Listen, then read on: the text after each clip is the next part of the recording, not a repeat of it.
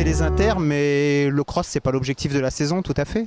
Exactement, en fait là je prépare le marathon de Paris, j'ai axé toute ma préparation là-dessus, donc les crosses j'ai fait avec l'équipe Endurance 112, comme on a une carte à jouer au championnat de France, et après je prends ça comme ça vient et ça me réussit plutôt pas mal, donc j'ai continué. À titre individuel, t'espères quoi des France à Lignières? Comme j'ai pas du tout axé ma préparation sur ça, je pense refaire comme l'an passé, top 10, ce sera déjà un bon résultat. Et puis après, au vu de la forme du jour, du parcours, peut-être se rapprocher un peu plus du podium, mais top 10, ça sera mon objectif. Donc là, on est sur tes terres, on pourrait croire que tu t'entraînes entre elles, mais donc tu prépares le marathon, ce sera ton deuxième, je crois. Oui, ce sera le deuxième. Oui, on est sur mes terres. Ces parcours, je les connais aussi. Je les ai déjà un petit peu pratiqués dans le passé. Là, pour le marathon, je vais éviter, c'est un peu trop vallonné. Et oui, ce sera le deuxième. Et c'est Paris pour le deuxième, en France.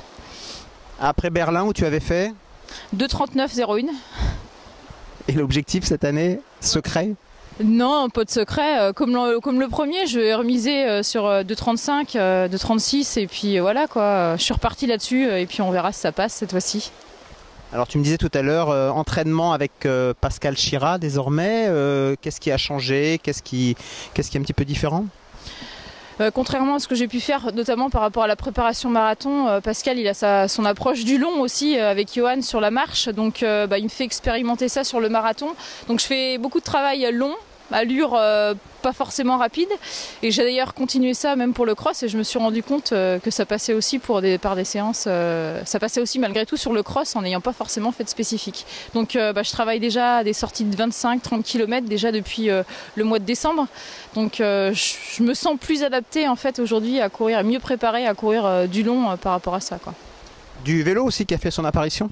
Ouais, en fait, depuis que j'ai été blessée l'an passé, j'ai introduit le vélo. Comme je ne fais pas courir, il fallait bien faire du sport. Quand on est accro, on trouve autre chose.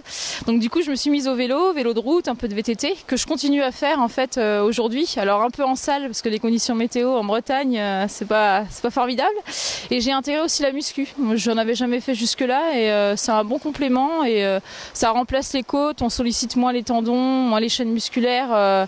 Frapper quoi avec la course, et c'est pas mal, ouais. Alors quel type d'exercice par exemple en muscu? En muscu, les grands classiques, je fais des demi-squats, pas mal d'abdos, du travail avec un peu de charge progressive. Je charge pas beaucoup non plus parce que c'est pas l'objectif d'avoir des gros bras et des grosses cuisses, mais ouais, le gainage lombaire, tous les grands classiques de la muscu, travail en salle, quoi. Prépa marathon, souvent on parle de kilomètres. Quelles vont être tes grosses semaines avant Paris? Là j'ai déjà fait un petit peu, j'ai déjà fait des sorties de 30 km, j'en ai déjà fait 3. Donc je vais aller jusqu'à 35 km je pense en préparation spécifique, en séance spécifique. Donc oui, je vais augmenter le volume, je pense un peu encore, mais pas forcément beaucoup plus que ce que j'ai fait là. Et puis toujours en faisant une deuxième sortie avec du vélo. Bien, bon courage pour cette préparation marathon. Et oui, et rendez-vous le 7 avril alors, pour le verdict.